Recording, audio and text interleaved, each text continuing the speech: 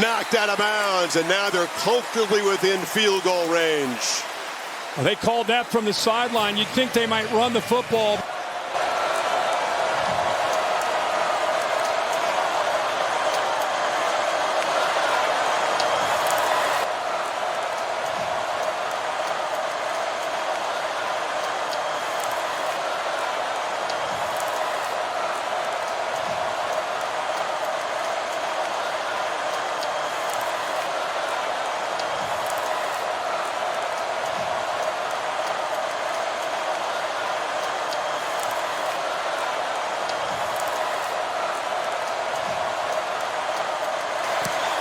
Drives it, it's fading, and he missed it wide to the right.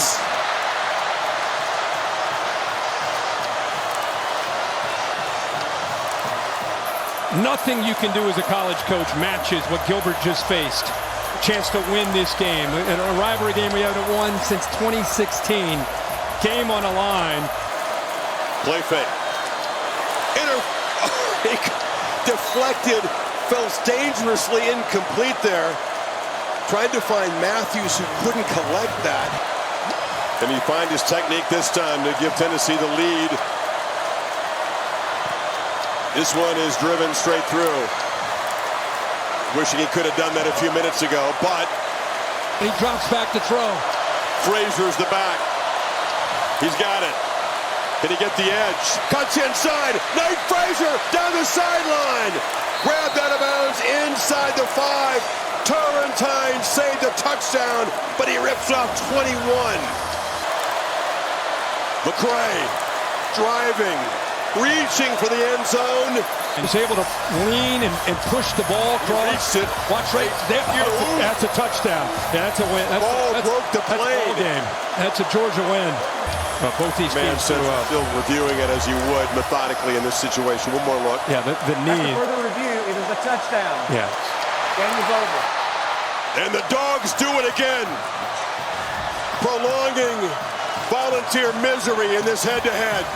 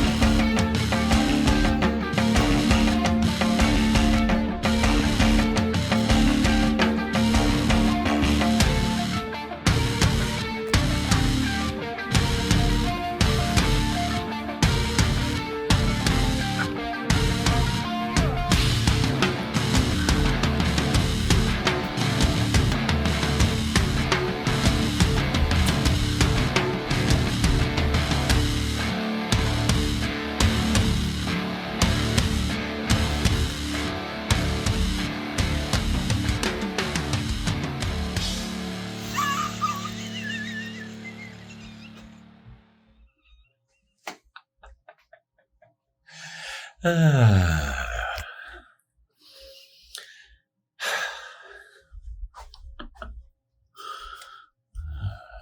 is going to be a long one. Better wet my whistle. Here we go. Good morning. It's Uncle Lou here. That's right. It is me, Uncle Lou. Live on LouTube for you. LouTube for you. Thanks for watching.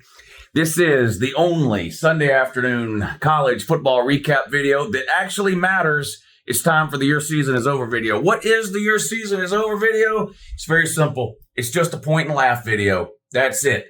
It's sort of the opposite of a highlight video. Instead of highlighting great performances, great teams, great players, and great wins from yesterday, we do the opposite. We point and laugh at the losers, who embarrassed themselves, which coaches made dumb decisions, which players played like a steaming pile. You point those out. You want to hear how great LSU is? Go somewhere else. That's not what this video is.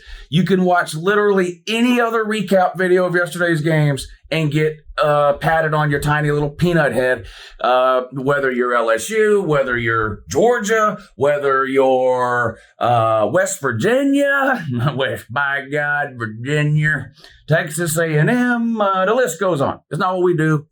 We're going to talk about the opposites here, and holy moly, what an unbelievable list of losers we have today. Now, before we get started, I need everybody to sit down, be quiet, and pull out your hymn. No, to page number 1, because Pope Lou is getting ready to preach.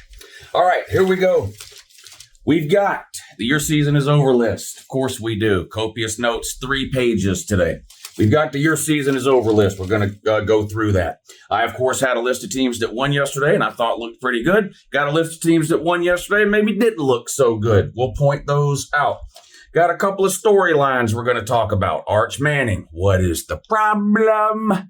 A couple of coaches have found themselves without a job today. Deshaun Foster and Brent Pry.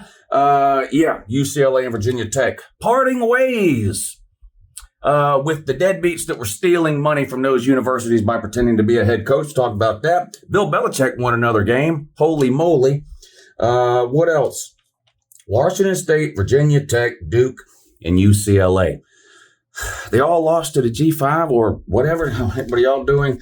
Talk about that. Backyard Brawl. Want to talk about that a little bit too. I got some thoughts on that. I, of course, have the best wins I saw yesterday.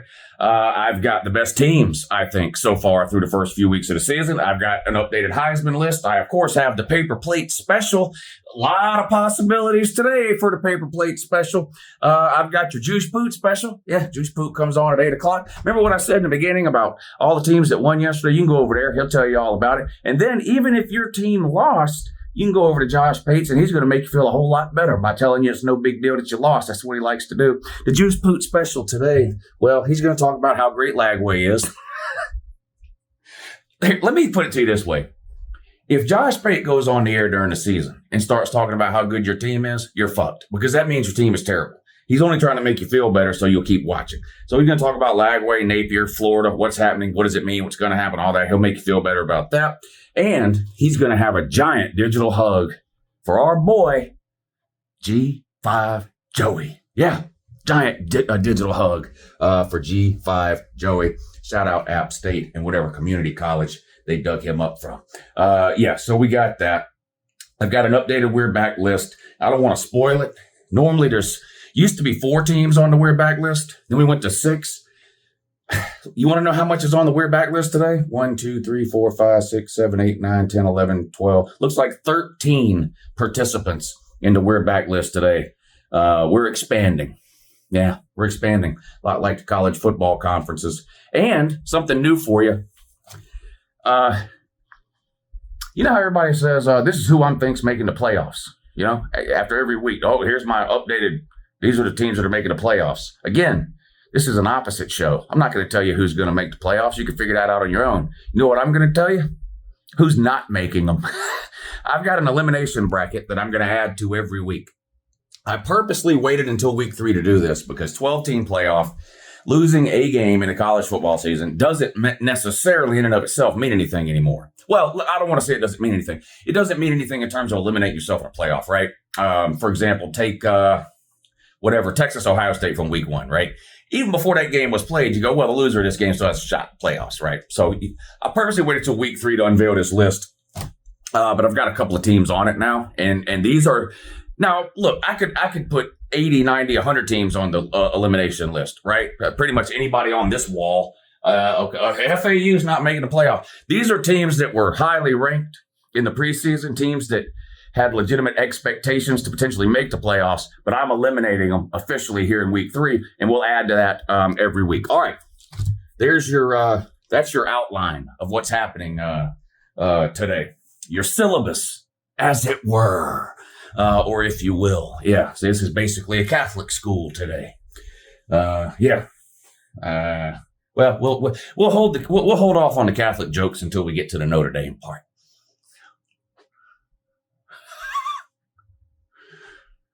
And the we're back part. Okay. All right. Time for your season's over. All right. Point and laugh. Here we go. You want to, what order? You want me to go in the order the helmets are in? Well, let's do it then. We're gonna go here. Let me first talk about some teams I did not pull their helmet off the wall. Honestly, a couple of different reasons why. Number one, ran out of room. Number two, not a lot of fans to laugh at here on Sunday. Kansas State. There are no Kansas State fans except me. Why am I an idiot? I'm not a Kansas State fan, but I did pick Kansas State to win the Big 12 this year. And boy, Avery Johnson's bad. Chris Kleiman might be bad now too. He was a hot name in coaching. Now the guy can't win a game. They friggin' lost again. This time to Arizona. This was during the week, so you might not have watched it. But Kansas State loses again, 17-23 to Arizona. They had Dylan Edwards back finally, who hurt his ankle in week 1. Didn't matter. They're terrible. Avery Johnson is terrible. The best game Avery Johnson ever played was the first game he ever played. And I watched it. It was a bowl game 2 years ago. Remember Will Howard? He was at Kansas State. He entered the portal before Iowa State's bowl game. So they started this young kid named Avery Johnson, and he was amazing in that bowl game. That was the highlight of his career. He's been dog doo since then. I'm so far off the Kansas State train, I can't even see it anymore.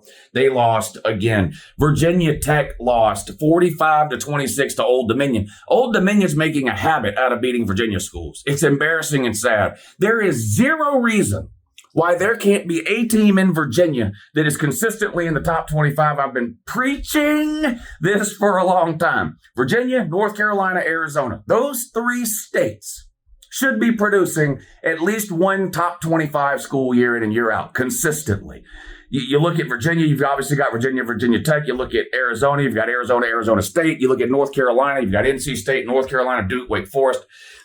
Arizona State's okay right now. I don't know about the North Carolina schools.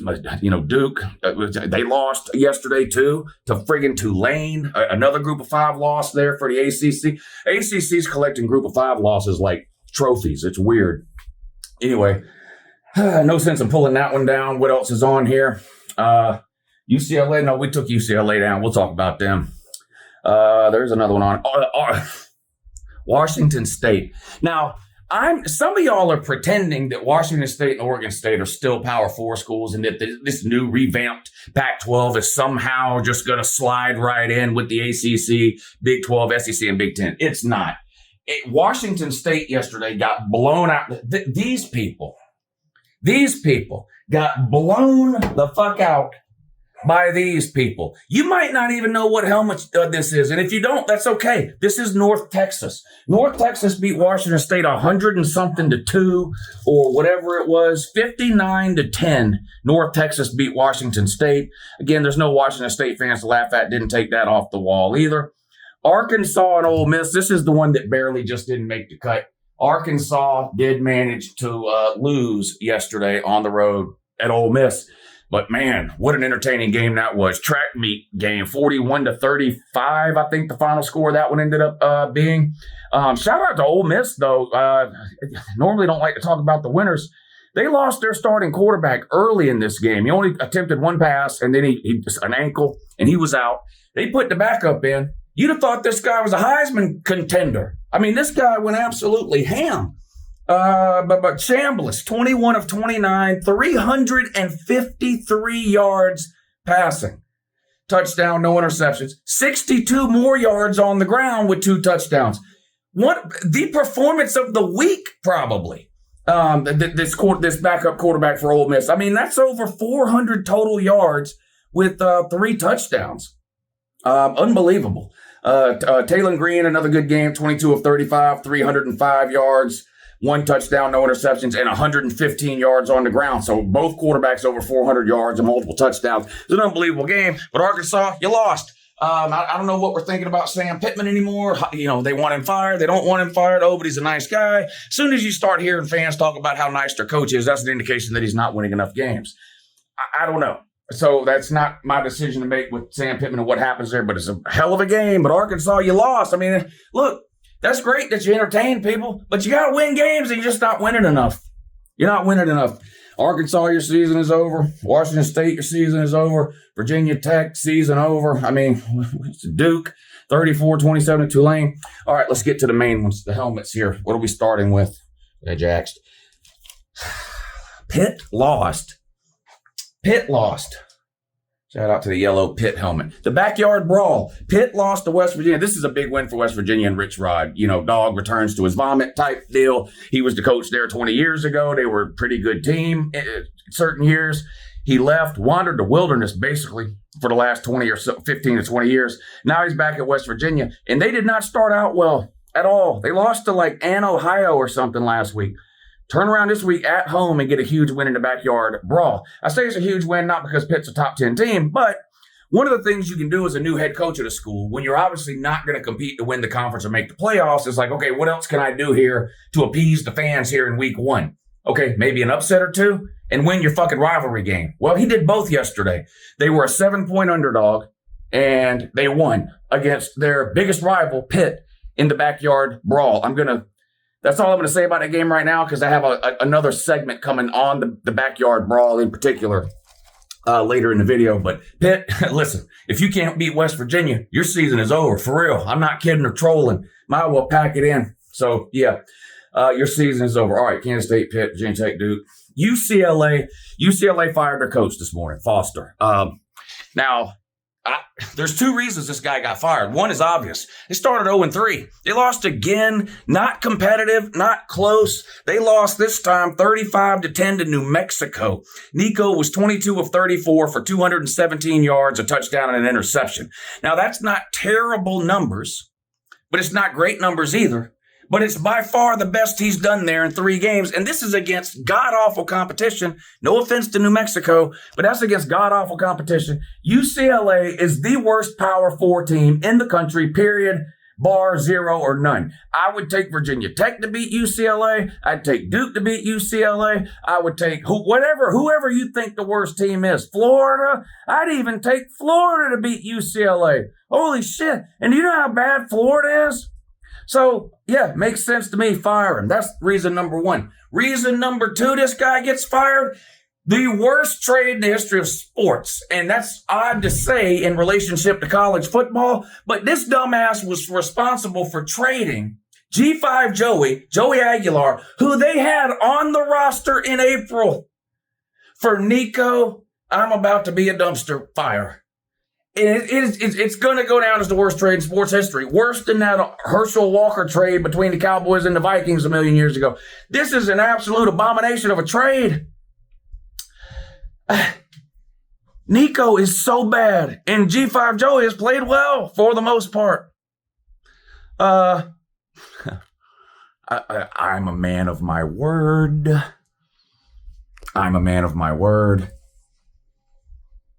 So we're going to have to get this. We're going to have to do this G5 Joey thing quick so that I can remain a man of my word.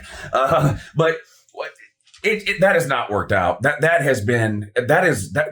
entire sporting world really is laughing at whoever made the decision at UCLA to grab Nico out of the portal, which led to them losing G5 Joey. And the head coach has to be responsible for that. So I'm not surprised that he's fired. They're the worst team in the country. They're 0-3. They've got 2 losses now to a group of 5 teams already this year. And they've got the worst trade in the history of sports and a quarterback that can't do shit. So I'm not at all surprised he got fired. And UCLA, your season is long gone, bud. The attendance at these UCLA games, I don't know who you fire for that. Somebody's got to be fired for that. They ought to be. I don't know what goes on at UCLA. The athletic department, somebody within the football department, some sort of low-level interns or some GAs or something. They need to be out on campus, out in the community, every day of the week, handing out free tickets to that game. Free family 4-packs or whatever. Offer four free tickets, 4 free hot dogs, 4 free Cokes, and peanut, whatever you got to do. You have got to get people there. I can't imagine being a high school recruit and going on an official visit to a UCLA home game and looking up in the stands, and I'm not shitting you, you can count the number of people. It is embarrassing. They started doing this thing where they only sell seats now on the lower deck. And then in the top deck, they've got this giant blue tarp that they wrap all the way around the top deck, because last year they were doing these aerial shots of the stadium and the entire upper deck was empty. It looked horrible. So they wrapped it in this blue tarp so it doesn't, I like to try to trick you to make you think there's not seats up there. Nobody goes to those games. And now the product is bad, and I get that. But you've got to do something to get some people inside that stadium. Giveaways, have some kind of something. You got to start taking the minor league baseball approach to your home games. You know, what I mean is minor league baseball home games always have some type of a gimmick attached to them. You know, dollar beer night, dollar hot dog night, bobblehead giveaway night, something. You got to do something to get people there. It's sad. I shed a tear when I see it. I don't know what high school recruit is choosing to go to UCLA if they have any other Power 4 offer. Not only are they the worst Power 4 team in the country right now, I think they might be the worst Power 4 program. There appears to be not nearly enough care in the athletic department there to field a football team. And they're going to have to make a decision at some point. And to be fair to UCLA, there's probably some other Power 4 programs that fall into this category too. And I'm not going to point them out today, but because we're laughing at UCLA right now. If you're not 110% bought in as an athletic department to your football program, you have zero chance to win at any type of meaningful level in today's college football.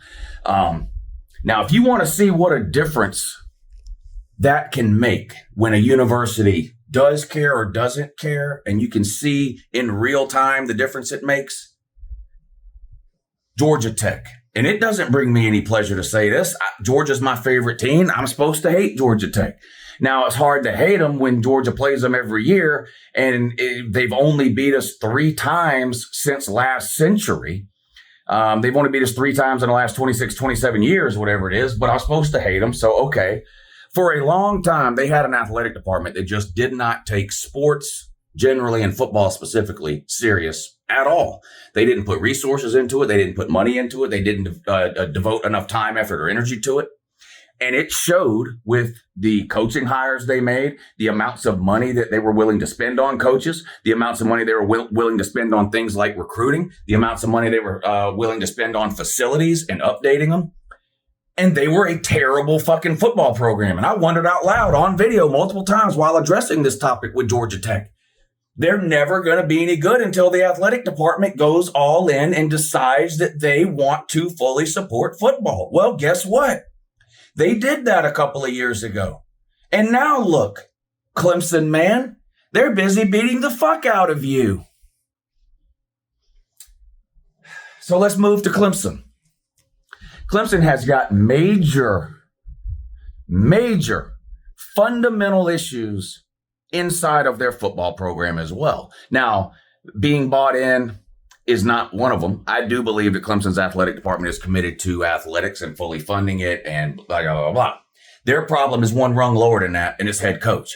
Dabo Swinney has refused to adapt to modern college football. This is a story. This is a topic. This is a thing that I have talked about on here multiple times over the last 2 or 3 years when it comes to Clemson and their head coach, Dabo Swinney. Is Dabo Swinney a good football coach? Yeah. You don't win 2 natties by accident. You don't win 10 conference championships by accident. He's a good college football coach. Here's the problem. He used to be great. Did he somehow become worse at coaching football? No. The rules around it changed. He didn't like the rules, so he pretended they didn't exist. He has ignored the transfer portal. He hates NIL. He's on record saying that if universities ever start to directly pay the student athletes, he will walk away from the game immediately. Well, guess what? As of July of this year, the universities, Clemson included, is directly paying the student athletes. Did Dabo walk away? No. Why not? Because unlike Lou, Dabo is not a man of his word. So instead, he keeps the job so that he can keep cashing a $12 million paycheck every year, while he has let all of the teams and programs around him catch up and surpass him, including Georgia Tech.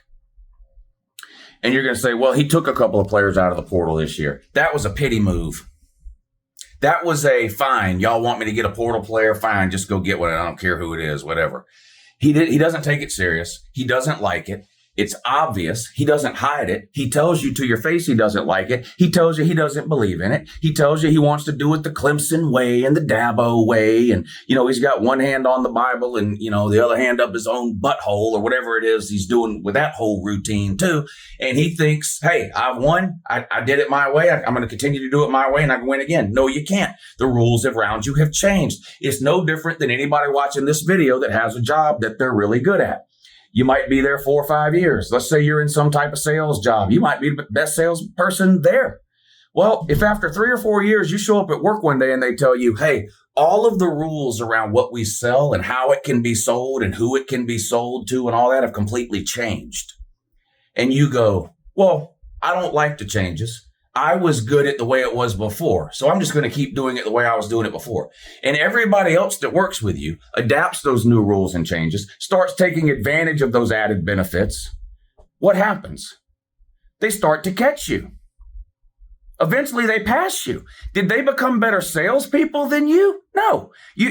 They're the same salesperson they were 5 years ago, and you're the same salesperson you were 5 years ago. But they're taking advantage of all the new benefits that are out there, using them to their advantage, and they're now looking down on you. And that's what has happened at Clemson. They have gotten worse as a team and as a program every single year since 2020. You can look at the record. You can look at the performance on the field. You can look at the players they're putting into the draft. They're going to say, oh, well, we made the playoffs last year. You only made the playoffs last year because it was a 12-team playoff. That's it. You were ranked outside the top 12. You weren't anywhere close to the top 4 last year. You look at their losses, 0 losses when they won the Natty in 18, 1 loss in 19, 1 loss in 20, 2 losses in 21, 3 losses in 22, 4 losses in 24, whatever, or 23, 4 losses last year, 3 in the regular season. You had 3 regular season losses last year. Don't tell me about how you made the playoffs. You lost 3 regular season games. South Carolina has passed you. They've beat you 2 of the last 3 years. You haven't beat an SEC team. You've lost to 4 SEC teams in a row. Now you're losing to Georgia Tech now. Look, and no shade to Georgia Tech. Again, they have become better while you've stayed the same. And you don't have a generational talent at quarterback like Deshaun Watson or Trevor Lawrence to bail out your stupidity anymore. You don't. Cade Klubnik was a good quarterback last year. He's been there 4 years. He's been a good quarterback 1 out of 4 years. He somehow has gotten worse from last year to this year. Cade Klubnik had like 3,800 yards or 4,000 yards, 38 touchdowns, and like 6 interceptions last year. He's not sniffing that this year. He looks lost. He has regressed. He looks worse than he looked 2 years ago. The Clemson fans are going to have to either accept what they are under Dabo, or they're going to have to run him out. And here's the problem. They're not firing him. There's no way Clemson's firing Dabo. The best thing Dabo can do for Clemson is to walk away. That's the best thing he can do for Clemson is to walk away. Will he do it? Probably not. I don't know if I'd walk away from $12.5 million either. But Clemson is in a bad way. And they got beat by Georgia Tech yesterday. The play calling is horrific. Cade Klubnik has more rushing attempts in the game yesterday against Georgia Tech than all of their running backs combined. All of them. More rushing attempts for Cade Klubnik than all of the Clemson running backs combined. The best running back Clemson has is a wide receiver, Adam Randall. They moved him from wide receiver to running back in the offseason. Why? They don't have any running backs. Is Cade Klubnik a good scrambler? Yeah. He's not Lamar fucking Jackson. He's got no business running the ball 17, 18, 19, 20 times a game. It's terrible play calling. Terrible play calling. The defense is not what it used to be. The front seven is talented and they'll all get drafted, but it's like Georgia's offensive line last year. They all got drafted too. Did they play good? No. So, I'm tired of hearing about the talent on Clemson's front seven. They don't play well. They don't play well. The back end is suspect. Georgia Tech runs 4 plays. You can't stop them. Oh, they almost beat Georgia last year. They what? Almost, you said? Yeah, almost. That's how far you've fallen, Clemson, man. Oh, they almost beat you. They did beat you. That's a significant difference, bud. God damn. Notre Dame almost won the Natty last year. They made it to the Natty game. Now, they can't win a single fucking game. It appears as though almost might not matter. Clemson, your season is over. You got to play South Carolina at the end of the year. That's another loss. And here's the problem with Clemson. They're going to say, they got 2 losses, but only one of them's a conference loss. They had 3 losses last year, made the ACC title game. Not this year. Florida State's better. You got to play them. Miami's better. Georgia Tech's clearly better. Here's the problem. You look at Georgia Tech's schedule. They don't play anybody. Georgia Tech doesn't play Miami. They don't play Florida State. They don't play Louisville. They don't play SMU. Those are the best teams in the ACC. They don't play any of them outside of Clemson. They already beat them. Georgia Tech's toughest games left are Duke and NC State. Even if they lose one of those, they're still ahead of Clemson because they own the tiebreaker at 1 loss each with a head-to-head win. And then you got to factor in the Florida. Whoever wins between Florida State and Miami is probably going to be the other front runner there. You're not making the ACC title game, my guy.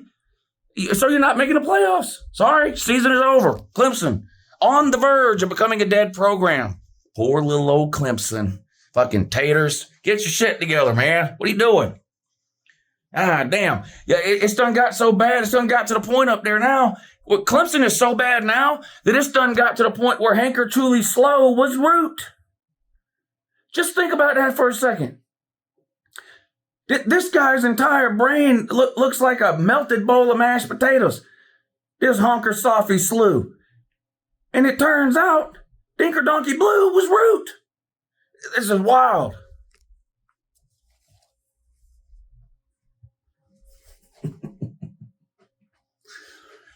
Shout out Hufferbilly Slaw. But yeah, Clemson, your season is over.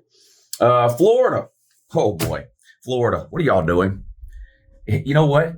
I'm getting some pleasure out of yesterday's Florida loss. Now, see, unlike a lot of idiot Florida fans, and honestly, unlike a lot of idiot media members, I did not buy into the Florida hype this year. I don't even understand it. I don't know what it was based on. It was really weird. It's not just that we were bad last year, and they were 7-5. That's bad. Okay, they were bad last year. They were bad the year before. Bad the year before. Billy Napier's never had a good season. He didn't even have a winning record overall. They had a backup quarterback that completed a couple of passes in the month of November last year. And then the next thing you know, people are picking them to make the playoffs. They're ranked inside people's top 10. They're going to win the SEC. Florida fans are loud and they're hooting and hollering on it.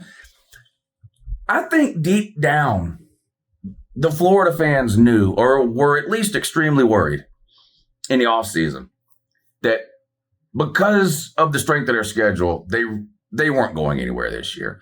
And they were sort of hyping themselves up, but they didn't buy into it. They were like, maybe we'll be better. We'll be better, but the record's just not it this year, and maybe, next year. And but they weren't admitting that. But I think, pretty sure they were thinking that. I don't honestly think there was that many Florida fans that would have been willing to bet on them winning the SEC or making the playoffs or whatever. But you know what they were certain of? They were 100% certain that no matter how bad Billy Napier was, no matter how tough their schedule was, no matter how many losses they piled up, the one thing they could count on, DJ Lagway is a generational talent. Oh, yeah? Well, how about you suck my tank from the inside out and see how long it takes for you to do that before DJ Lagway throws another fucking 5 interceptions in a game? Has he ever seen a football before? You might want to sit down for this. DJ Lagway is not any good. It's not that he's not great, which is, y'all sold us on he's great, Heisman, top draft pick, best quarterback in the SEC, top 3, top 4 quarterback in the country. It's not even that he's not that. He's not even like okay. He's not even kind of good. He's dog shit. And not just yesterday, although yesterday he was a steaming pile. Is he colorblind? This guy throws into triple coverage. He throws into areas of the field where Florida wide receivers don't even exist, and there's just LSU guys standing there with their arms wide open. He's terrible. He now, in his career, DJ Lagway, against FBS opponents, Football Bowl Subdivision FBS opponents. There's 140 of those teams. Basically against everybody. In other words, if you take away his stats against the FCS and you look at just his numbers against the FBS, not just Power 4, we'll give him the benefit of the doubt and we'll let him pad his stats against Group 5 teams. But if you look at his numbers against the FBS, 15 interceptions, 11 touchdowns. Now, keep in mind, this guy has not even played a full season. How many starts does he have now? 8 or something? Like 8 or 9 starts, something like that. He's got 15 interceptions and only 10 touchdowns. He's not any good. So that's the part that brings me pleasure in pointing and laughing at the Florida fans today. Because, yeah, it's low-hanging fruit to come on here and make fun of Florida for losing another game. Because unlike the brain dead among you, Florida fans, I knew Florida was losing all these games. And there's a lot more still to come. I didn't buy into the fake hype.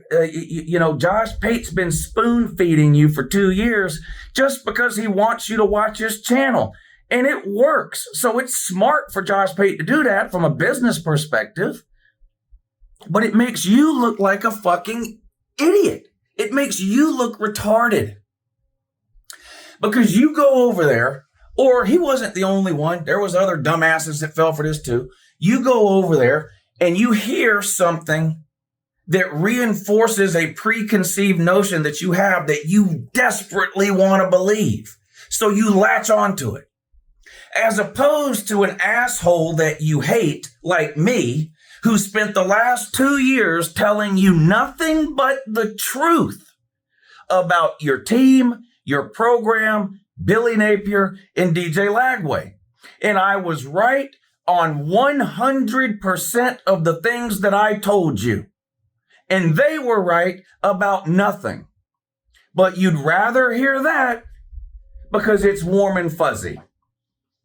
Okay, I mean, this is a truth-telling channel, all right? How much shit have I talked about Ohio State in the last year and a half? Or Oregon, or Miami, or any team that's actually good? Not that much. Yeah, when they lose, we do the point and laugh, but they're good teams with good programs and good head coaches, and they recruit well, and they have logical, sane reason to be excited and have expectations for not just the current season, but future seasons to come because they're doing things the right way. You're not. You're not. And you don't even want me to start lecturing you on your whole school president situation, the AD situation, because the reality is it's dominoes. And the head coach, the Billy Napier situation can't be resolved until the AD situation is resolved. And the AD situation can't be resolved until the school president situation is resolved. And because you have let fucking idiots down there in the state of Florida wrap politics up around the University of Florida, you're now stuck with no school president. You've got an interim, a pretend president, who, if he doesn't become president within 2 years, you got to give him $10 million or something. It's a complete mess down there. So the interim president doesn't want to fire the AD, even though the fans want him fired because he's the one that hired Napier. But he also hired that 12-year-old Doogie Howser-looking motherfucker that won you a basketball title. So it's like the Spider-Man meme where they're all sitting there pointing at each other. There is no real president. The interim can't fire the AD, even though everybody wants him fired. If he does fire the AD, Strickland, he has to hire a new AD who then will fire Napier. I don't know what the fuck y'all are doing down there. It's like a Three Stooges episode. And I'm loving every second of it because y'all are not just a bad team. Y'all are a disastrous fucking football program and athletic department. We want a basketball now. Yeah, you better keep talking about that then. Because in football, shit, I couldn't tell you how long it's going to take for Florida's football program to become successful if I had a Hubble fucking telescope. I mean, you can't see that far in the future. Florida, your season is over. Makes me happy, too. South Florida. You lost, so for the purposes of this video, ha, ha, ha, your season is over. I saw this coming. I took Miami minus the 17 or 18, whatever it was. I do think South Florida's a good team. They might be the best group of 5 team in the country, and they might actually end up making the playoffs. That's true. They've got 2 really good wins against Boise State and on the road at Florida. They got absolutely destroyed by Miami. It was a beatdown of biblical proportions here, South Florida, 49-12. They ran out of steam. But that win over Boise State in particular is going to be huge at the end of the year when you're ranking these group of 5 teams, right? If Boise State ends up being winning their conference and South Florida wins their conference, you can't have Boise State ahead of South Florida, right? And anyway, we're getting way ahead. Point is, they could still have a legitimate season here. But boy, it was not good yesterday. Weird weather delay here, 2 or 3 hour weather delay. Quarterback played okay. Not great. Couldn't run the ball, and that hurts. That's kind of, not that they rely on that, but he's sort of a magic maker a lot of times when he does run, and that just didn't work yesterday. 13 carries for 2 yards. He was sacked a couple of times. He was 20 of 36 passing, 1 touchdown, 1 interceptions. Carson Beck. I'm going to tell you this as a Georgia fan. We're extremely lucky Gunnar Stockton had a good game yesterday. Because if something would have happened and he would have played bad yesterday and Carson Beck would have done what I'm about to tell you he did, we'd be catching a lot of strays on the internet. Carson Beck, 23 of 38, 340 yards with 3 touchdowns. And here's the kicker, Georgia fans. He also had 6 rushes for 28 yards and a touchdown. So he had 4 touchdowns and almost 400 yards total offense. Now, he did throw 2 interceptions. So that'll make some of the Georgia fans feel better who, think he's a turnover machine or whatever. But he's putting up video game numbers down there like I told you he would. He's a great quarterback. Does it mean Georgia's better or worse without? And I'm not saying all that. I'm just saying all these Georgia fans who, Carson Beck's terrible. Fuck Carson Beck. I hate him. I'm glad he's at Miami. They're never going to complete a pass, and he's fucking terrible. And I hate him, and he's terrible. Yeah, I know you hate him, but he's not terrible. He's actually really, really good. He's actually really, really good. And he's going to be in Heisman conversations. I'm just preparing you mentally, emotionally, and psychologically now, Georgia man. Carson Beck is going to be in Heisman conversations. Now, it's not going to hurt my feelings. I wasn't one of these Georgia fans who spent the last 8 months pretending he was dog shit. I've been trying to tell any Georgia fan that will listen that the guy's really good and he's going to put up great numbers at Miami and they're going to win a bunch of games and be in contention at the end of the year for the ACC and the playoffs. And that's exactly what is going to happen. So if as a group, if as Georgia fans, we don't want to have to listen to a bunch of BS on the internet from people about it. Here's my problem. I didn't say any of that, but because I'm like the face of Georgia fans on YouTube, I catch it all. So all the dumb shit that you Georgia fans said about Carson Beck, every time he completes a pass, people run to my channel to tell me about it. I'm not surprised Carson Beck's playing great. He's a great quarterback. Okay, but they're going to win a lot of games, and he's going to put up great numbers. He's going to be a high draft pick next year in the NFL draft, and he's going to be on the Heisman list coming out towards the end of the season. It's just what it is. That's just what it is. But South Florida, your season's going to have to go ahead and be over. South Carolina season might be over, and this is, man, South Carolina, they got blown out at home at night by Vandy. The bottom line is there's no sugarcoating that. There's not. There is no sugarcoating it. Now, yes, I know about Lenore Sellers. We watched the game, okay? I know. Targeting penalty against Vabdu knocks Lenore Sellers out of the game. I'm a likely concussion. He was unable to return. And you sent in a literal can of corn to play quarterback, Doty, and it didn't work. And I agree. He's a massive drop-off for Lenore Sellers. You're not going to get any argument from me on that. Here's the problem. Lenore Sellers doesn't play defense, and they sliced and diced you all night long. Your defense was bad at home at night in what should have been an amazing atmosphere and a chance for South Carolina to solidify themselves as a potential third or fourth SEC playoff team down the road, much like they found themselves in that position last year. Came up a game short at 9-3, right? Because you've got that stretch of games coming up in October, and it's looking less and less likely that you win any of them. Never mind all of them, or go 3-1. You play Bama, you play LSU, you play, I believe, Oklahoma and Ole Miss. 4 games in a row. You might lose them all. To make matters worse, Missouri looks a lot better than at least what I thought they would. I don't know about what other people thought about Missouri heading into the season. I thought they would take a step back. They look good. They look really good. They might have the best running back in the SEC. That transfer from Louisiana Monroe, I believe it was. We'll talk about him in a second, a little while. But South Carolina now, and here's the other thing. Close win against Virginia Tech. And that doesn't look good. That doesn't look good at all. They got blown out by the same Vandy team that just blew you out. And on top of that, they lost to Old Dominion yesterday, and they fired their coach in week 3. And right now, that's your best win. You didn't look great against South Carolina State last week. Then you came out last night and only put 7 points on the board. And I get it. Well, Lenore Sellers didn't play. Dude, it's Vandy. And I don't want to throw shade at Vabdu, but it's Vabdu. This wasn't good. Diego Poverty, 18 of 25 for 177 yards, 2 touchdowns, and interceptions. That's not going to excite anybody. I mean, it's not like he lit you up for 400 through the air. They ran the ball for 146 yards. You ran the ball for 86 yards.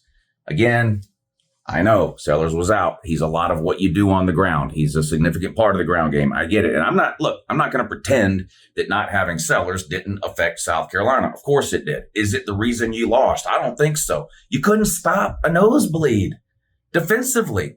And at home at night in a big game with a good atmosphere, you've got other play. Nick Harbor's got to step up. Dylan Stewart's got to have the game of his life at edge on your defense. Like the running backs have to step up. Like that's just what has to happen. The reality of college football is that people get injured. It's a rough sport. Every team in the country right now has players injured. Everyone. Georgia's without half their offensive line. Tennessee's without half its secondary. I mean, I could go down the list. Alabama had 3 or 4 starters that didn't play against Florida State. Nobody felt sorry for Bama. Everybody's got the same number of scholarships and the same number of players on their team. This is why. Because people get hurt. It sucks. I wish nobody would get hurt. But again, it's not like Georgia, you're not like you're playing Georgia or Oklahoma and you lost a starting quarterback. It's Vabdu. Vabdu's a good team. But if losing somebody is really the reason you lost to Vabdu, you're not very good to start with, maybe. And again, Lenore Sells don't play defense. And it was just bad. And so I have the unfortunate distinction and honor and privilege, I guess, of informing you, South Carolina man, that your season is indeed over. I know that's just one loss, but because of the schedule you have in October, with those 4 games in a row, I was giving South Carolina a lot of benefit of the doubt in the preseason based on Shane Beamer exceeding expectations 3 out of the last 4 years. You host Bama. I don't see you winning that game. With or without Sellers, doesn't matter. Right now, I would have to pick Bama to win that one. I'd have to pick Oklahoma to beat you. I'd have to pick LSU to beat you. I'd have to pick Ole Miss to beat you. Right now, I'm picking Missouri to beat you. It's not. I mean, what South Carolina and Clemson, I think, unfortunately, are both looking at the same thing right now, which is some sort of mid-level bowl game that nobody's going to watch. And at this point, the best thing that Clemson or South Carolina, either one, could do is win that game. And they can't both win it. I'm talking about the Clemson-South Carolina game at the end of the year. Whoever wins that game, that is going to be the highlight of that team's year. That's going to be the peak of what either of those teams do. They're not making the playoffs. Neither of those teams are winning their conference. And they're going to, they might both make mid-level bowl games or something that nobody watches. But you're at a point now in week 3, coming out of week 3, where the ceiling in terms of what you can accomplish this year, if you're Clemson or South Carolina, is winning that rivalry game on Thanksgiving weekend. There's just nothing for either of you beyond that. Sorry. I mean, again, I'm wearing a Pope costume. I have to tell the truth. Neither one of y'all are very good right now. Sorry. I hate to be the one to break that to you, but like I said, I'm a truth teller. Speaking of the Pope costume, Notre Dame. This is a tough loss for Notre Dame. Let me ask you something about Notre Dame, too. The Tennessee fans specifically, I have a question for you about Notre Dame. But everyone, feel free to answer if you want. And it's an easy question. Who won the Notre Dame-Texas A&M game? Type it down below. Let me know. Who won the Notre Dame-Texas A&M game? Type it. Okay, Notre Dame, Texas A&M. Great game. Came down to the wire. That was the theme of yesterday, by the way. Might have been the best Saturday of college football in Uncle Lou's lifetime. I know that sounds like hyperbole and kind of overreaction to like recency bias because it just happened yesterday. We had great games in every time slot. And in every time slot, we got one of those great games that came down to the absolute wire. In some cases, overtime. In some cases, won or lost on the last play of the game. All 3 time slots. We had four big games that happened with yesterday. This was one of them, the Notre Dame Texas A&M game. Unbelievable game. And Texas A&M gets the win. It was kind of a track meet type of game up and down the field. I think it was 41-40. Yeah, 41-40. Felt like Notre Dame had the lead most of the game, but they just couldn't pull away. Texas A&M, hanging in there, sort of matching score for score. And in the end, they get the win. Notre Dame scores. They botch an extra point. Texas A&M gets the ball. They go down the field, score, and then don't botch the extra point, and they win the game. And that is all that matters.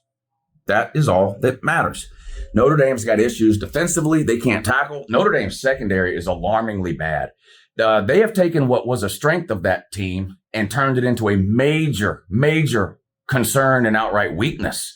They can't cover anybody. Texas A&M had receivers running wide open the entire game. I don't like Notre Dame's offensive philosophy still now. This is the second game in a row I haven't understood really what they're doing offensively. It's hard to blame I'm not blaming their offense for the loss. I mean, you score 40 points, you should probably win the game. clearly the defense is more to blame there than the offense. But when you're 0-2, there's plenty of blame to go around, and the offense is going to have to take some of it, in my opinion. I don't think Carr has played terrible. I don't. Is he a high-level, top 10, 15, top 20 quarterback in the country? No. But again, he's a young first-year starter.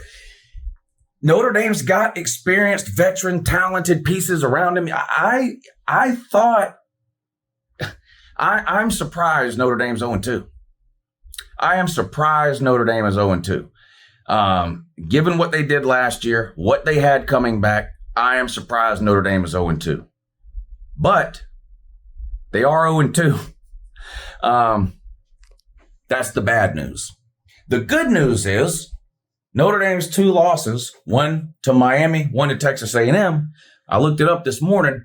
Both of those losses are non-con losses. So as long as Notre Dame can improve enough to win their conference, they'll still get into the playoffs at the end of the year by winning their conference championship game. So it's a good thing we have that guarantee, that the conference champions make the playoffs, because otherwise Notre Dame at 0-2 would have no shot at making the playoffs now. So wait a minute. Notre Dame's not in a conference.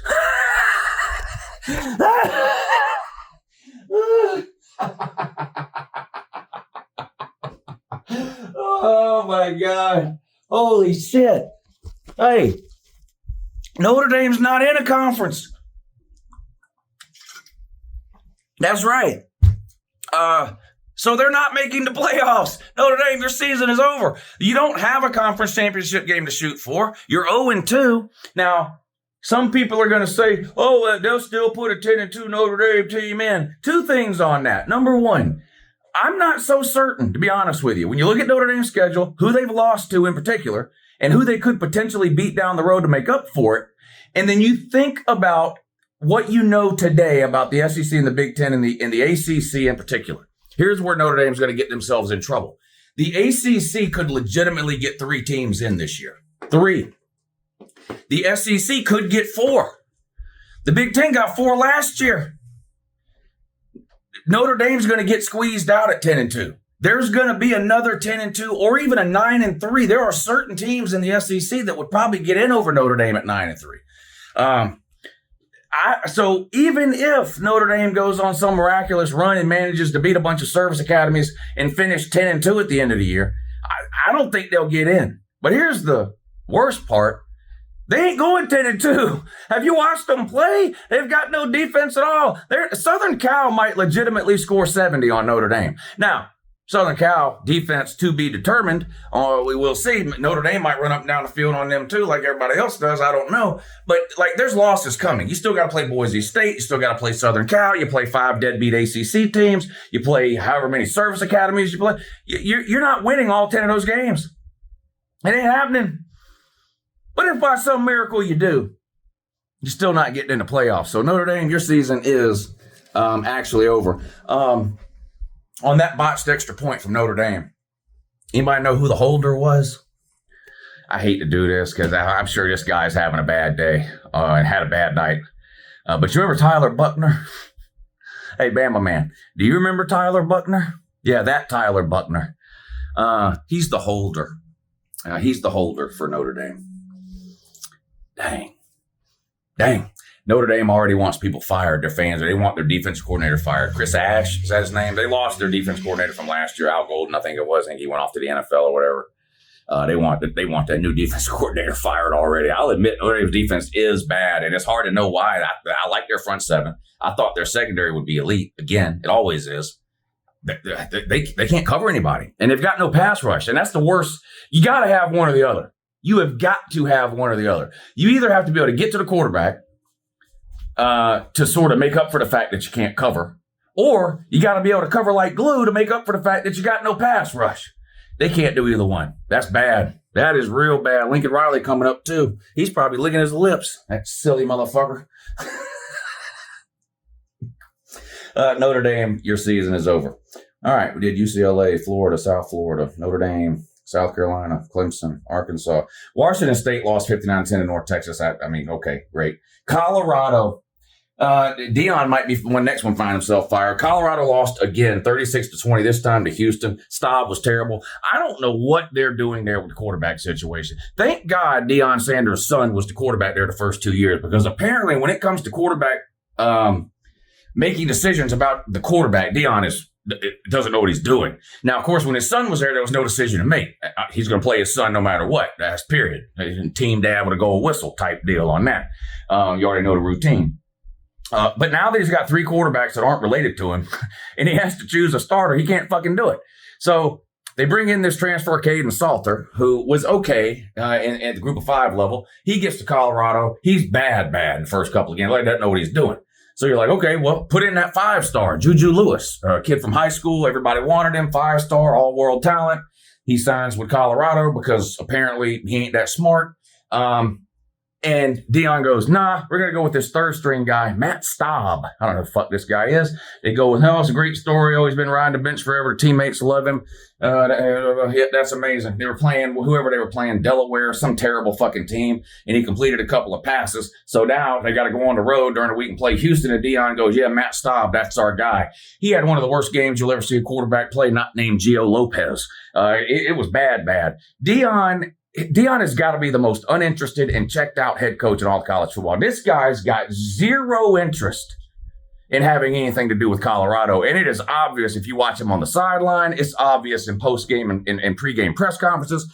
They show him on the sideline. He looks like he doesn't even know where he is. Doesn't want to be there, uninterested, couldn't care less what's going on.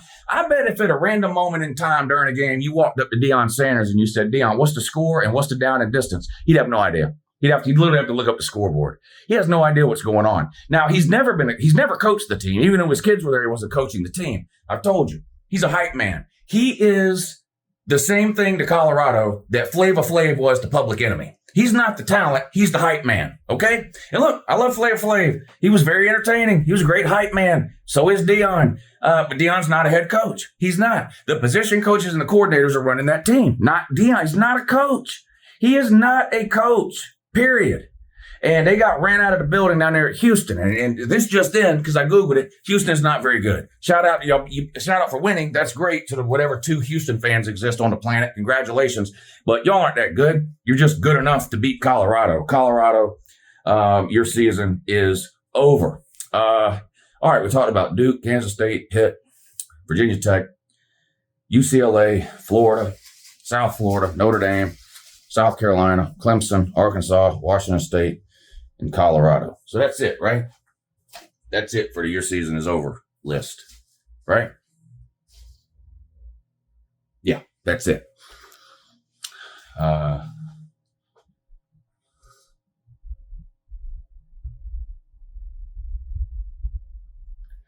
What's next on here? Oh, we'll do the who won and look good and who won and look bad.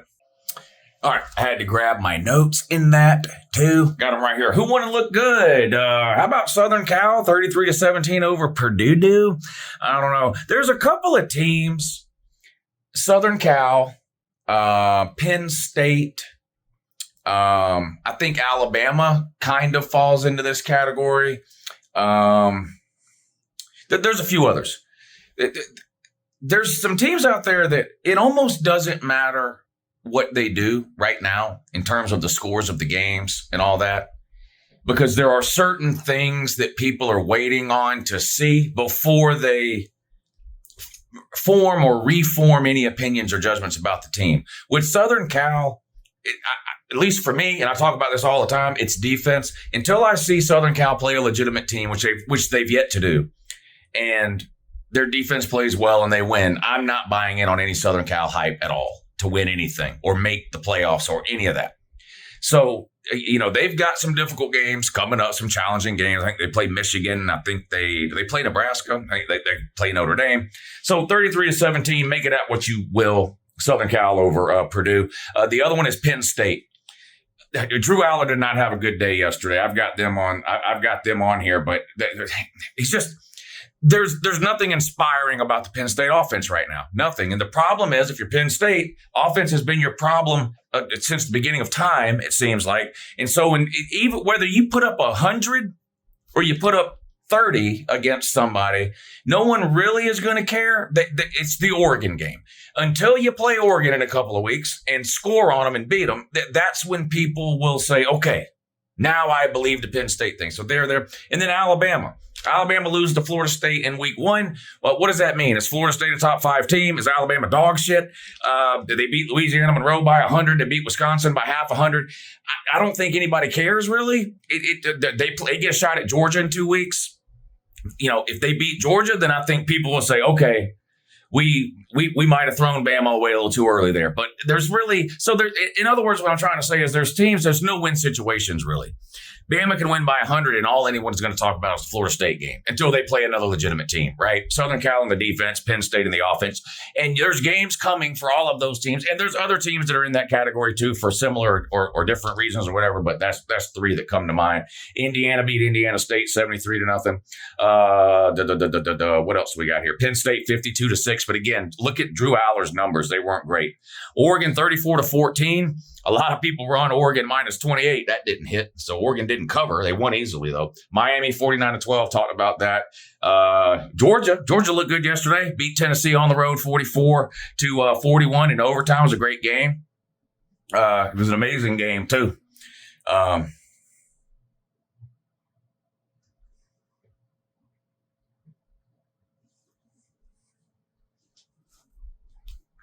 What else is on here? Texas A&M, talked about them. Illinois, 38-0 over Western Michigan. Is Illinois a playoff team in that? We'll see. They got the Big Ten schedule coming up, and we'll see. But they have looked impressive. I'm not going to lie. They've looked good. Vabdu, a big win on the road at South Carolina. Georgia Tech. How about them nerds? Went swimming in the school president's pool again. Shout out Rec Talk and Sea Dog. They were at the game. So were Pigskin Pete and Hopper Dinky Boo. And they watched Clemson lose. That's an absolute shame. Oklahoma 42-3 over Temple. Potential letdown spot for Oklahoma there after a massive home win against Michigan the week before. They didn't show no signs of letting up. 42-3. Don't they play Auburn this coming week? The Jackson Arnold, almost said Jackson Dart. The Jackson Arnold Bowl. That's going to be interesting. It's going to be interesting. Oklahoma cannot lose that game. If Auburn loses, it'll be, the Auburn, all about, Auburn fans. Oh, God, I can't believe we lost. Yada, yada, yada. Oklahoma will be favored. Oklahoma looks like a better team. Oklahoma should win the game. But if Auburn beats them with the quarterback that Oklahoma threw away, Jackson Arnold, it would be hilarious. If you make me pick right now, I'm taking Oklahoma, but that's going to be that's next week. We'll talk about that all week long, I'm sure. Ole Miss, talked about them. Bama, 38-14 over Wisconsin. Ty Simpson has looked good. I mean, the guys look good against a couple of bad teams. Ryan Williams with another circus play yesterday. I think Jeremy Bernard's the best player on Bama's team. Am I wrong? I think Jeremy Bernard's the best player on Bama's team. I'm a believer in Ryan Williams' talent, and he makes highlight reel plays 3 times a year. Jeremy Bernard comes through for Bama week in and week out. I like Jeremy Bernard. I'd take Jeremy Bernard in a heartbeat before I took that teddy bear loving, fingernail painting, woozy Ryan Williams. But he did manage to do something yesterday, so I guess we'll pat him on his head for that. Utah, impressive again, 31-6. Texas Tech, 45-14 over Oregon State. Washington State and Oregon State both got blown out yesterday. Stop talking to me. Why do people keep asking me, is the Pac-12 going to be considered a power foot? No, the Pac-12 is dog shit. My guy, the new one, whatever they're calling it, is terrible. Fuck them. Just forget about it. Texas Tech again, talked about Michigan, 63-3. Bryce Underwood had a good game, but again, we've seen him against a good team, and he didn't exist. So people are not going to all of a sudden go, oh, okay, Bryce Underwood is good. Yeah, he couldn't complete a pass against Oklahoma, but did you see what he did against fucking Helen Keller Eastern, or who did they play? He just beat the soul out of them. Missouri, 52-10. I might have been wrong on Missouri. They might actually be better than last year. More on them in a little bit. Nebraska, 59-7. Again, I don't care what Nebraska does. I saw them play a Power 4 opponent and a not very good one, Cincinnati, and struggle to win. So now I'm middle ground on Nebraska. I'm not buying them. I'm not selling them. But until I see them play another Power 4 opponent and look better than they looked against Cincinnati, I'm hesitant on the any potential Nebraska hype. Who didn't look great? Ohio State 37-9 over Ohio. Listen, what does that mean in the long run in the grand scheme of things? Absolutely nothing. Just like I told everybody last week, these highly ranked teams that play these terrible nobodies, I don't care whether you beat them 100-0 or 20-10.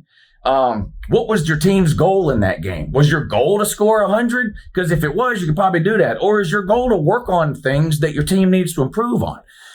But some Ohio State fans had a lot to say about Gunnar Stockton's performance against Austin Peay a couple of weeks ago, a game that didn't matter. Whoa, my God.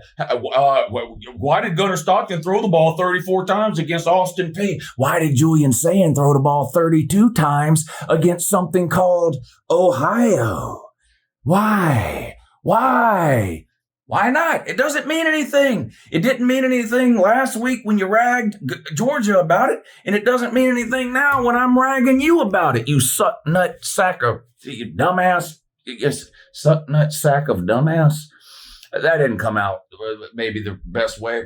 LSU 20-10 over Florida. No offense for LSU. What are you doing?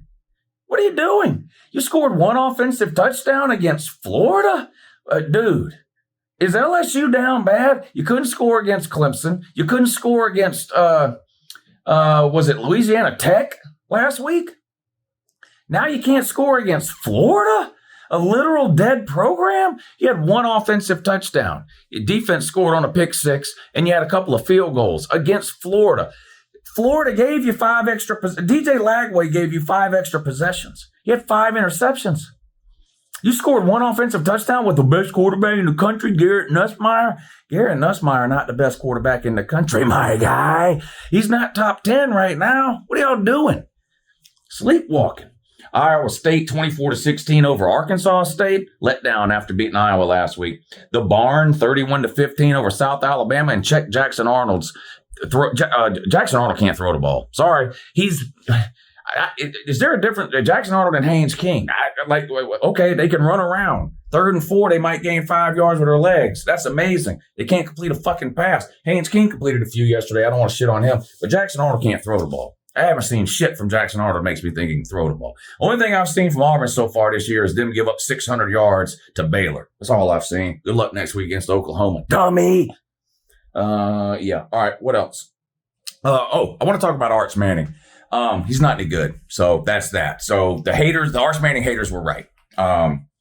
Now, he was never going to be as good as the people driving the hype train were making him out to be. The guy's never even a starter. They're trying to give him the Heisman, the Natty, the Maxwell Award. He was on every list of top quarterbacks in the country heading into the season. Lagway on that same list. You know what? You could take that list of best quarterbacks heading into the season that some of these talking head idiots made and just change the title to worst quarterbacks in the country, and the list would be more accurate.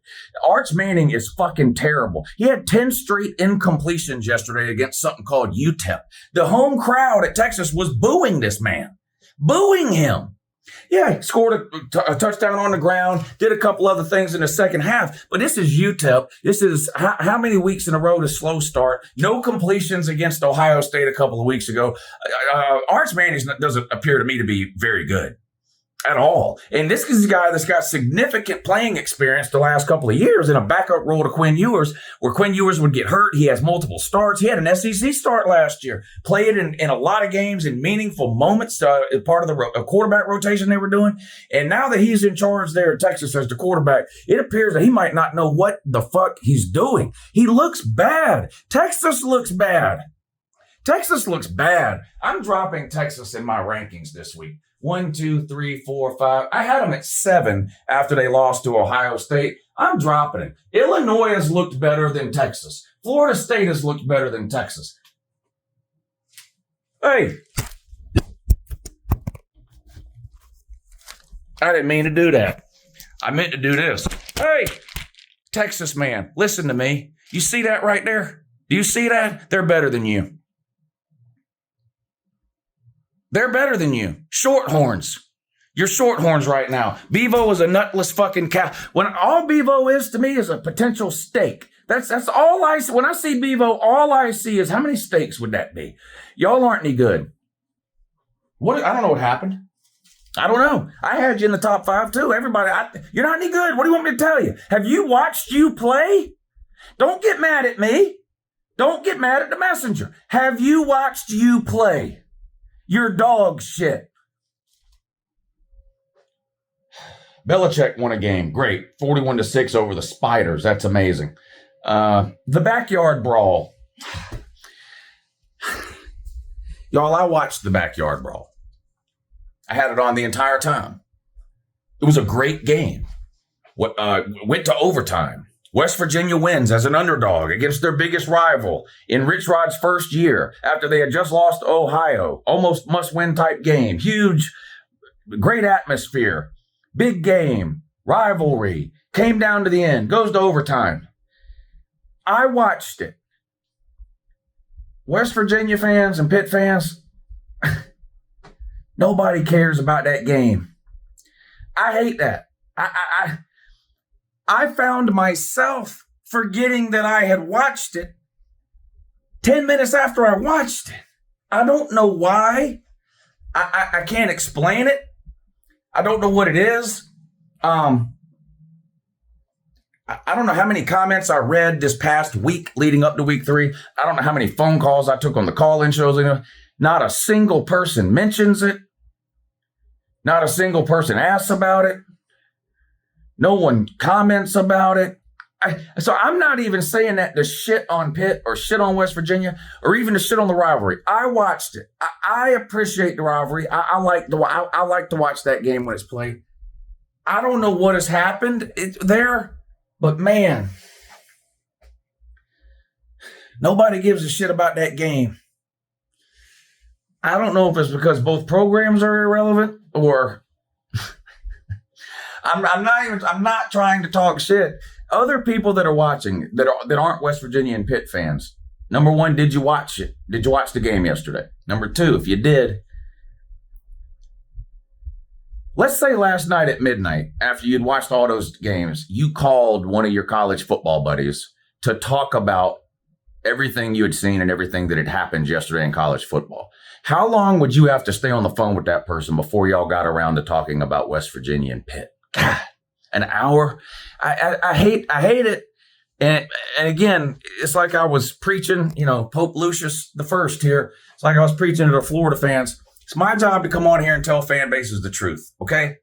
Don't be mad at me. The truth is that nobody cares about that game. I'm sorry. No one cares about that game. Best wins yesterday. Who had good wins yesterday? Georgia on the road in Knoxville. Good win. Georgia Tech at home against Clemson. Probably the biggest win of Brent Key's career. Texas A&M goes on the road to South Bend and gets a win. They hadn't beat a ranked team on the road since I think 2015 or something like that. Been a long time. Big win for Texas A&M. West Virginia. Again, I watched the game. Don't get mad at me. I'm the messenger here, just letting you know the general average college football fan doesn't give a fuck about your backyard brawl. I watched it. You won. I thought it was a good win. And Vabdu. Look, I might have been wrong about Vabdu. There was a lot of talk about Vabdu this offseason and about what they did last year and what that might mean or what they might do this year and Diego Poverty and all that. And my sort of talking point on Vabdu was, I don't think Vandy was a great team last year. I think they were a great story. They beat Bama. Huge upset. What else really did they do? They were hovered around 500, which is good for them, I guess. And then, in other words, when people talked about Vabdu from last year, they would go, oh, yeah, they beat Bama and they almost beat Texas. Like the second bragging point about Vabdu from last year was that they lost to Texas barely. And so I was like, I don't think they're going to be a great team again this year. I don't. I don't know if they're great, but they're better than I thought they were. And again, I know Lenore Sellers left this game early. If you watch Vabdu play, they are good. They've got good players.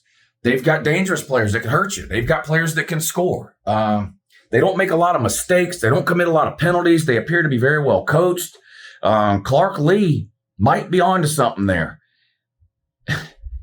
I don't think Vabdu's making the playoffs. They're probably going to trip up. They played Bama and Texas and a lot of tough teams coming up. They're probably going to trip up, and lose 3, 4, 5 games, whatever.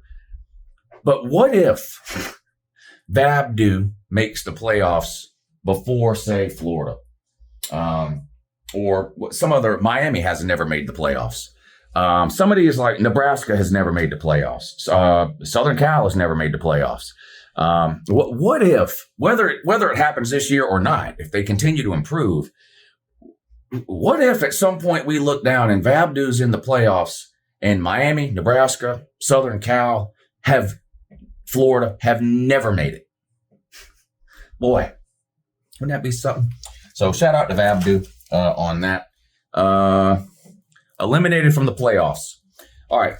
It might be obvious. It's Clemson and Notre Dame. Clemson and Notre Dame aren't making the playoffs. Number one, and most importantly, after watching both Clemson and Notre Dame play not one, but two quality opponents, and I do think it's fair to judge teams when they play quality opponents, especially when you've seen them play more than one. In Clemson's case, we've seen them play LSU. We've seen them play Georgia Tech.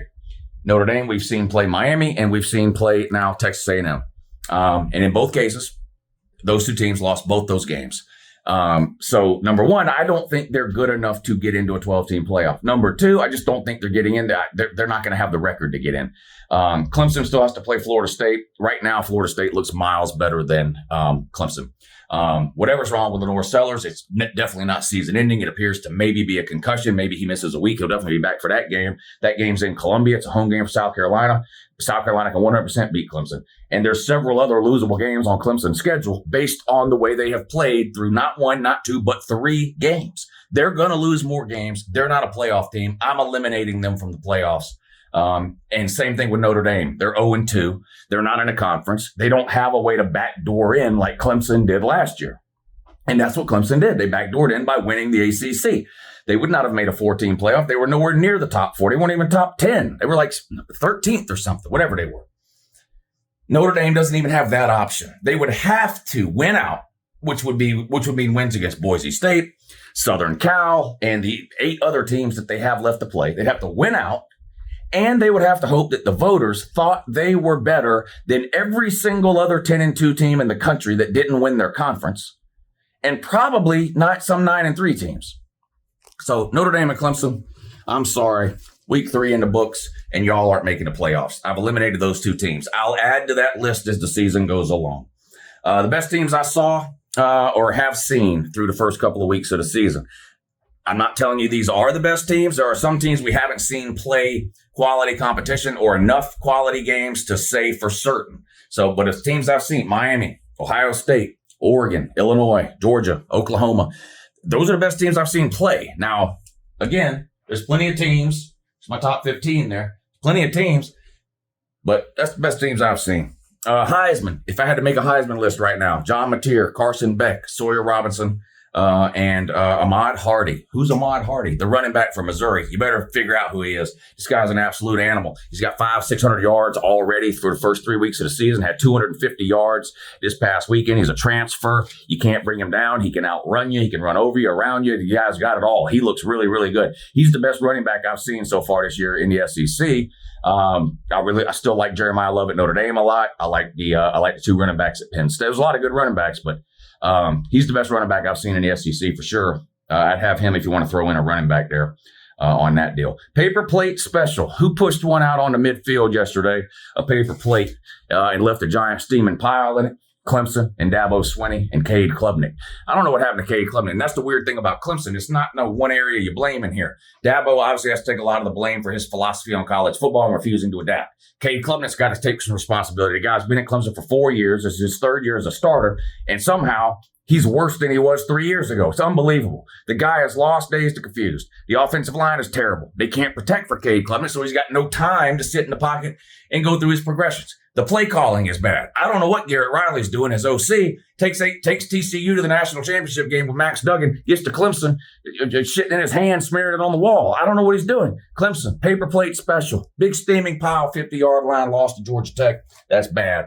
That's real bad. Juice Poot. The Juice Poot special for tonight. He's going to talk about Lagway, Napier, and Florida again. Last week when Florida lost, he tried to make you feel better about Florida in general. You know, and part of doing that was saying, well, he says, you still got Lagway. What if right on cue, Lagway goes out, throws 5 interceptions, one of the worst quarterback performances I've ever seen in my 47 years of aimlessly wandering this earth. It was absolutely pathetic, pitiful, piss poor, and sad. It turns out that he's not any good. Juice Poot, of course, can't admit that. So he's going to tell you it was a fluke. It was whatever. It was a one-game thing. It was a play-calling thing. It was blah this. It was a blah that. He didn't practice in the offseason. He was injured. Basically the same shit I told you 2 months ago. But he's going to tell you everything will be fine with Lagway, which, of course, is a lie. I'm telling you the truth. He's not any good. And I believe he's going to go out of his way to congratulate G5 Joey at Tennessee to try to make him feel better, too, as well as the Tennessee kicker. Speaking of the Tennessee kicker, let's get to the Tennessee part. Yesterday during the game, there was a lot of moments during that game I thought Georgia was going to lose. First quarter, Tennessee scores on the first 3 possessions, touchdowns. They were up 21-7.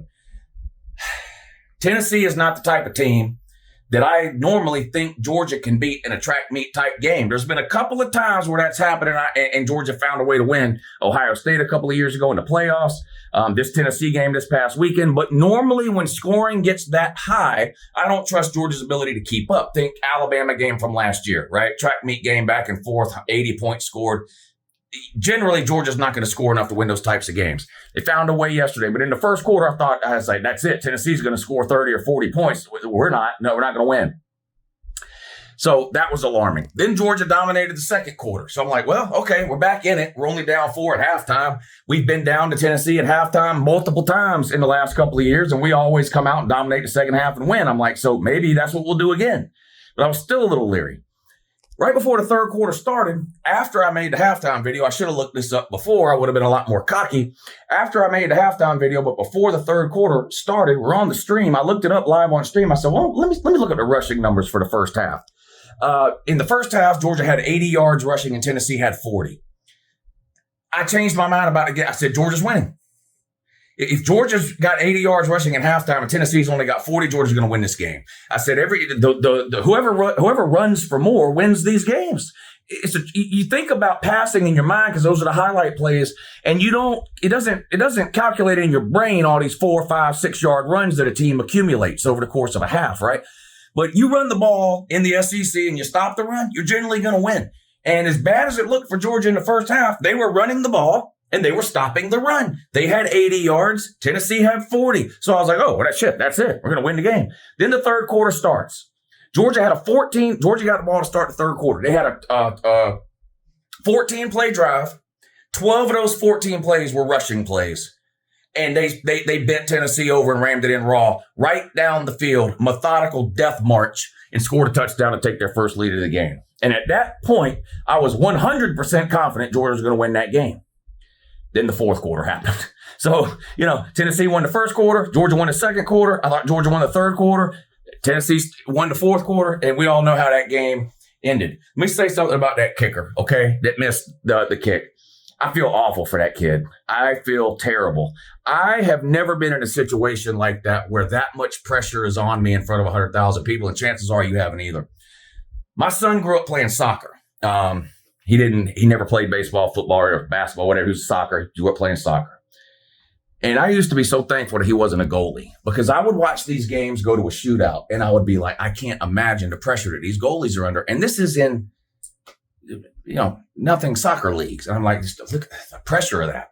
Well, his middle school championship one year went to a shootout and he got selected as one of the shooters. I almost couldn't watch. And I wasn't even doing it. And this is in front of 500 people or something at a middle school football stadium, a city soccer championship. And my son, his 7th or 8th grade, whatever it was, gets lined up to take his penalty kick. And I almost couldn't watch because that's a lot of pressure there. It's you versus the goalie. You either make it or you miss it. Like it's a lot of pressure. He made it, by the way. I feel terrible for that kicker. I really do. I feel awful for that kicker.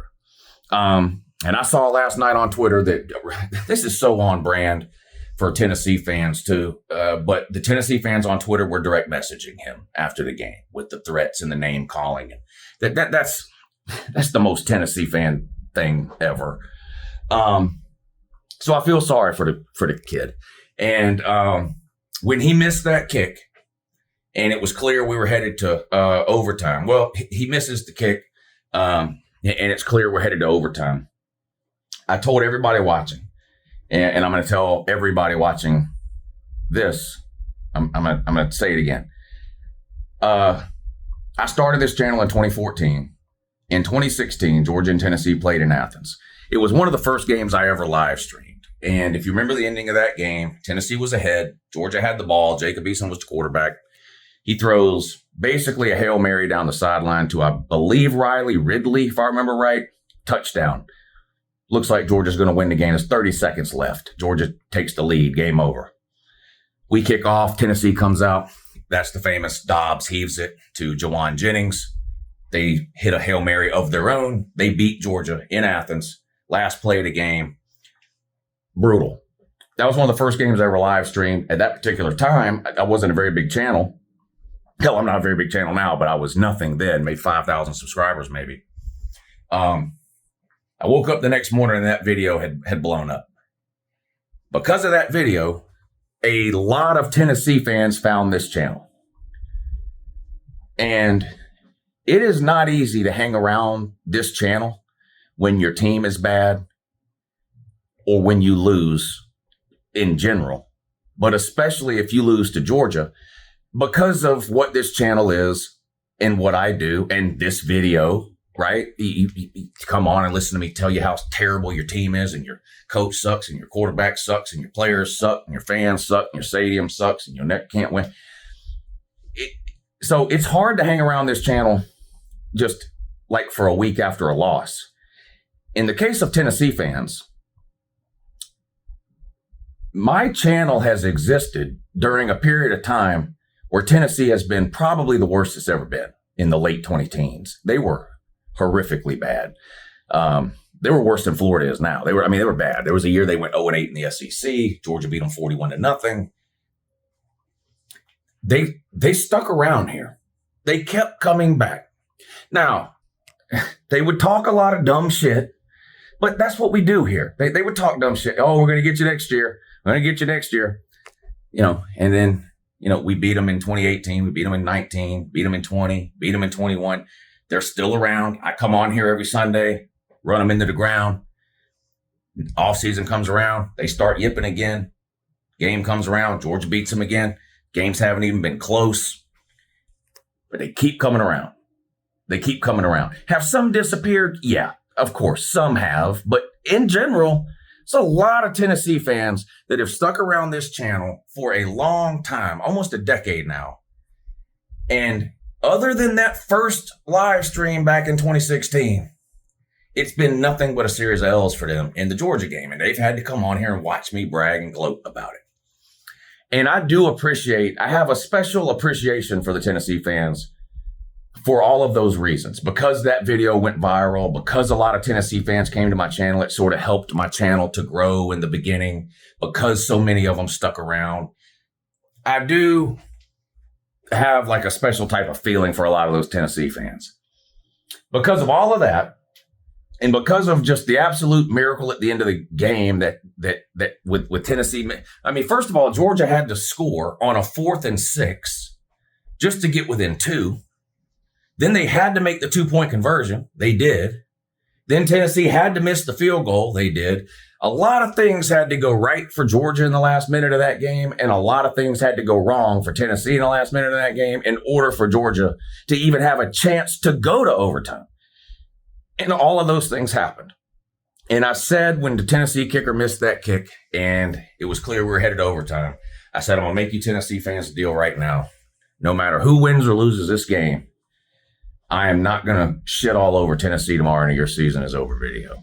Now, it's taking everything I have inside of me to stand by that.